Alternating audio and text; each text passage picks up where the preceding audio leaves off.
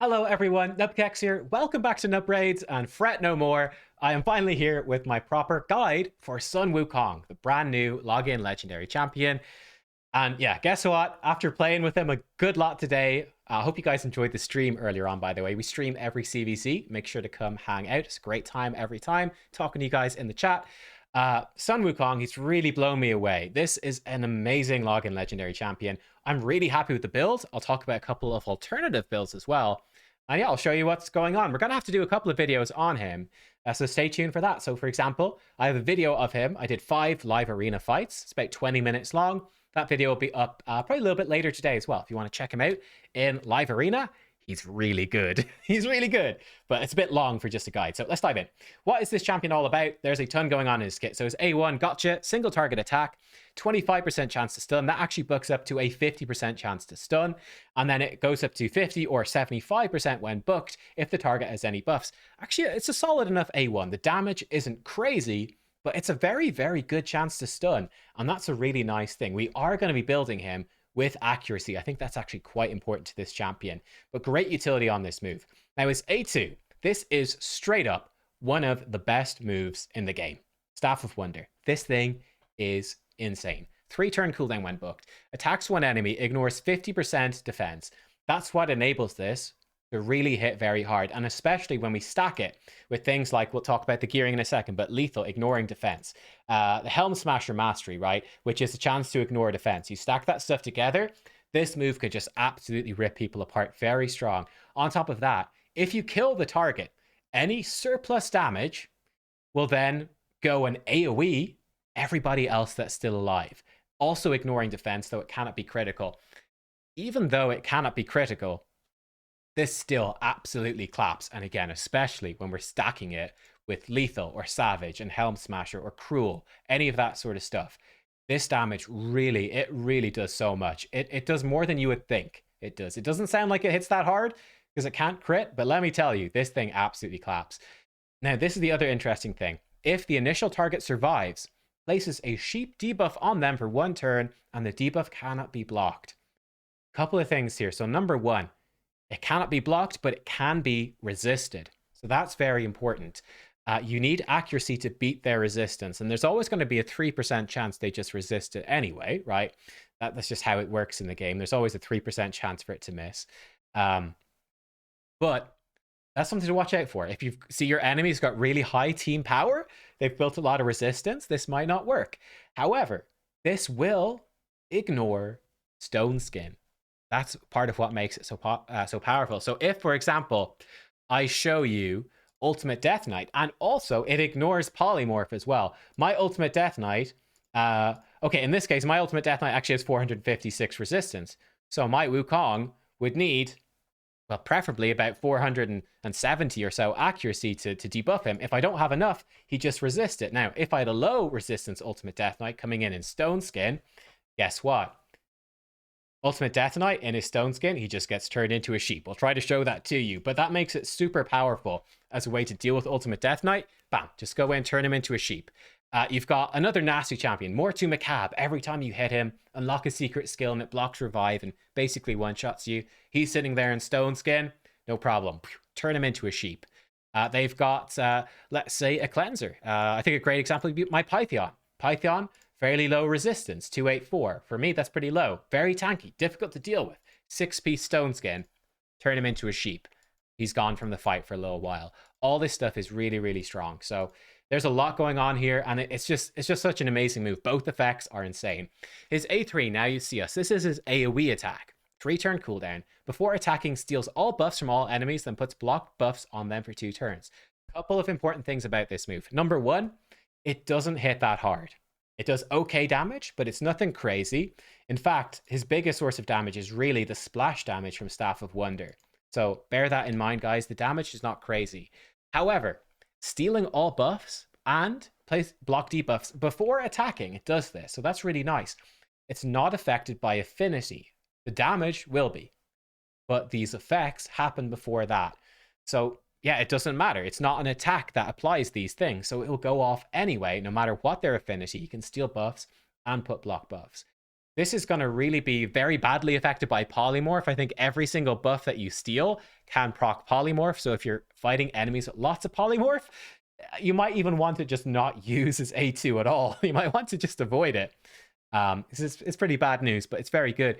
Also for the Hydra boss, where block buffs is very important, he becomes a 3-turn cooldown, basically affinity friendly source of block buffs, which is going to be phenomenal. Almost all of you watching, I'd say at least 90%, at least, are going to be running Sun Wukong on one of your Hydra teams, because he's giving you an AoE 3-turn cooldown, block buffs, debuff. You're going to be using him. Like, you're not going to have other options. He's going to be in there, and he's very good at it. He's very, very good. He also has a crazy passive. Unbeatable Wukong revives him with 100% HP and 100% turn meter 3 turns after they were killed. So as soon as three other people take turns, he pops right back up with 100% turn meter. Again, interesting thing here, you can actually go above 100% turn meter in this game. So if you've got very fast enemies that have their turn meter full already, they might actually have 110% turn meter. They'll go first.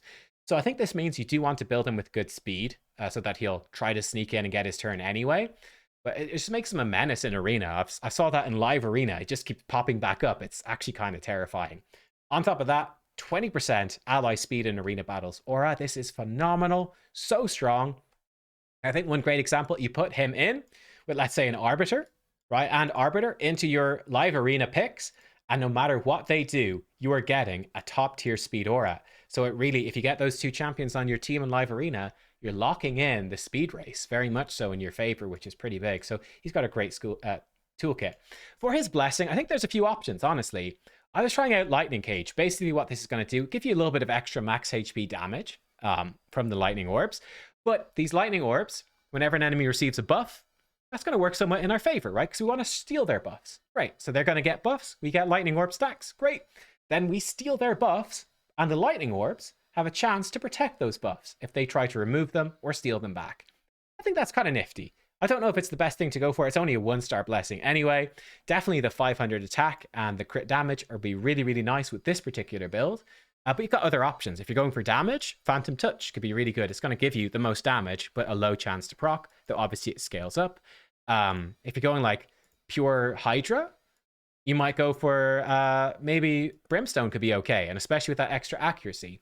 So it's sort of up to you. I think there's definitely options. Personally, like I said, I quite like the Lightning Cage. I was trying it out, and I'm pretty happy with it. But I think you can really mix it up if you want to.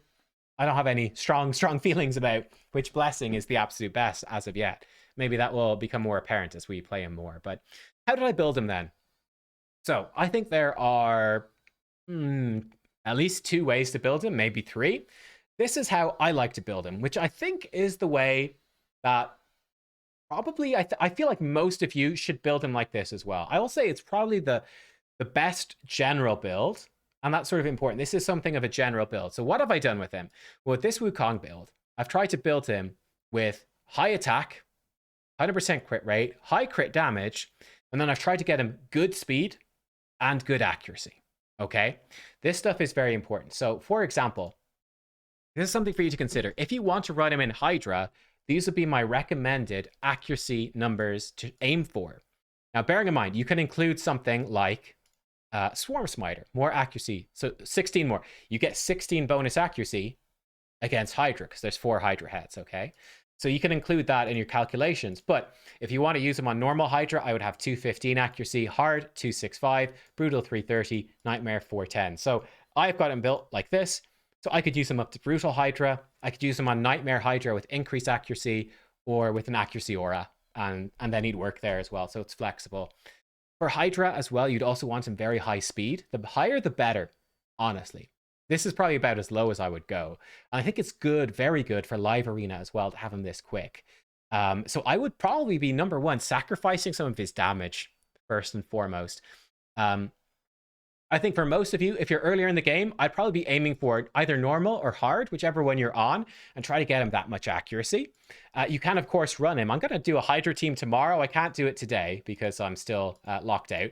We're first in Hydra Clash, but got to wait for this to tick over. I'll try bring you a Hydra build, but for example, if you got a recent fusion Razelvarg, I think they're very good together in Hydra.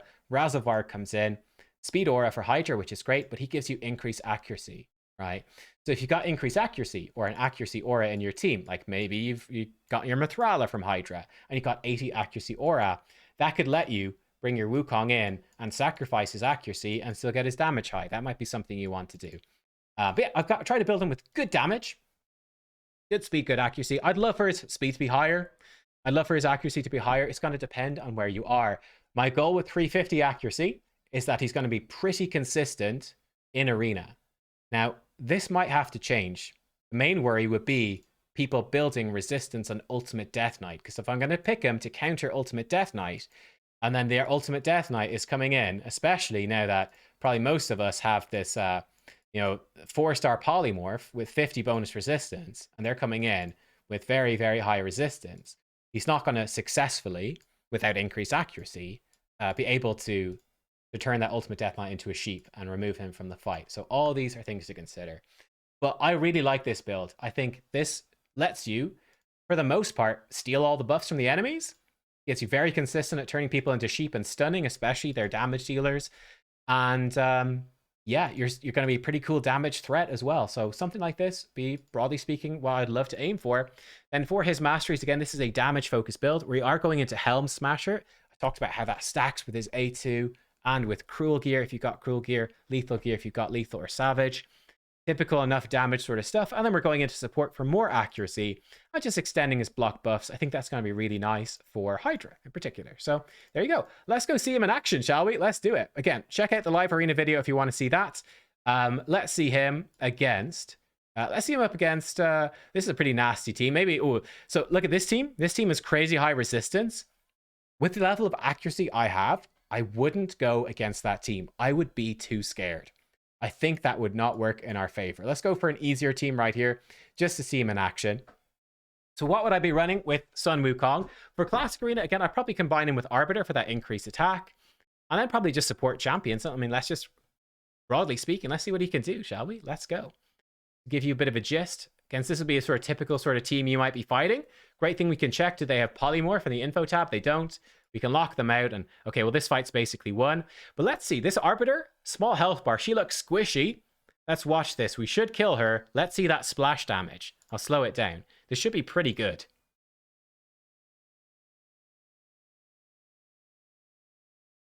And there you go. You might not have believed me when I said that A2 is one of the best moves in the game. Hopefully that just gave you an idea. We one-shot the Arbiter for like 50,000, and then it was splashing like 100, 200,000 onto the other people there. The damage that thing can do is actually kind of insane. Let's show another fun thing you can do against Leorius, typically a very annoying champion. Let me show you something fun that we can do here. With Sun Wukong, that will really help you to deal with Leorius or Skull Crown, another very annoying early game champion. She's sort of like early game Leorius. So his A3 puts block buffs before he attacks. So we put block buffs out, bam, and it blocks the unkillable. Brilliant. That's exactly what we want to see. That's exactly what we want to see. So that's making the fight a lot easier for us. Let's go up against these guys. We might be outsped. Let's give it a go. Might be outsped. We might die horribly. Let's see. If we're faster, we should be in a pretty good spot. Okay, so here we go. This is normally quite scary, right? We kill somebody. This Heffrak's going to nuke us. We might even just die to him anyway. Well, let's lock him out. Okay, we've locked him out. That makes me feel safer. Now, we're in a pretty rough spot still. That Heffrak is kind of annoying. Look what we can do. We can just turn him. In fact, let's turn... let's turn him into a sheep. Let's just remove Heffrak from the equation right now. Bam. Look at that. He's polymorphed, but 100% of the time, we just turn him into a sheep, and we just don't have to worry about him anymore.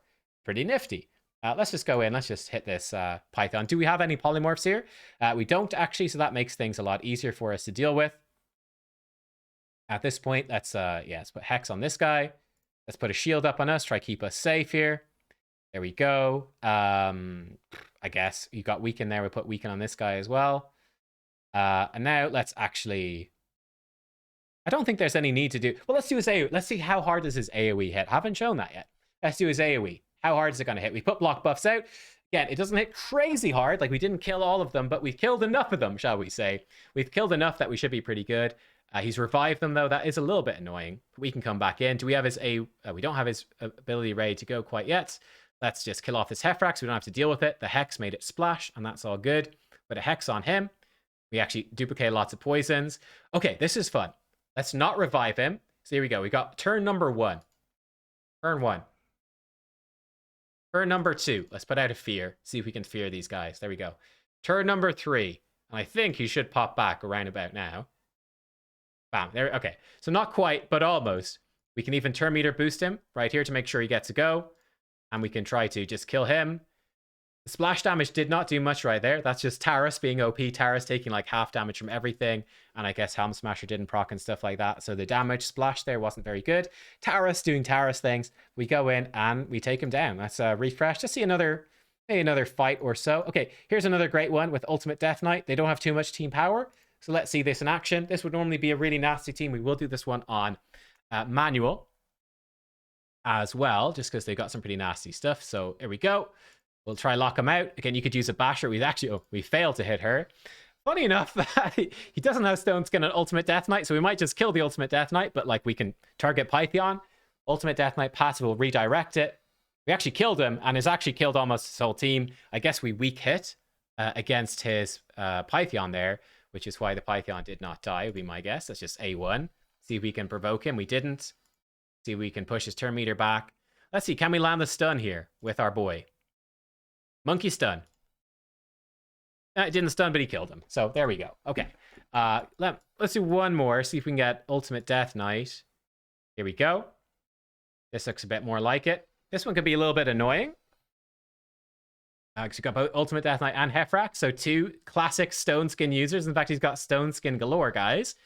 Plenty of Stone Skin. Lock him out. We actually locked out Mithrala. That wouldn't be really expected to happen. Again, normally, all of our single target attacks are heading into that Death Knight for multiple turns because he's going to be super slow. He's got Stone Skin. Bam. Turn him into a sheep. He's gone. No stress. And yeah, now we're chilling. Yes, we're going to deal with the Hefrak. He's going to be smacking us. We can actually try strip off his buffs. Didn't happen. That's okay.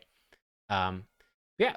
Now, his Ultimate Death Knight does pop back up pretty quickly. I think some people have been saying that's a bug. I don't know if it is or not.